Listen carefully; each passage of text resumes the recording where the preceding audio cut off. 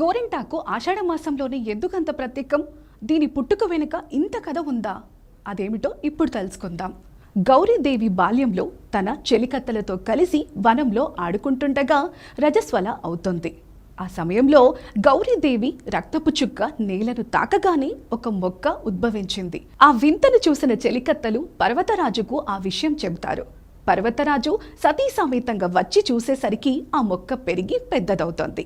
అప్పుడు ఆ చెట్టు ఇలా అంది, పార్వతీదేవి రుద్రాంశతో జన్మించాను, నా వల్ల ఈ లోకానికి ఏదైనా ఉపయోగం ఉందా అని అడుగుతుంది.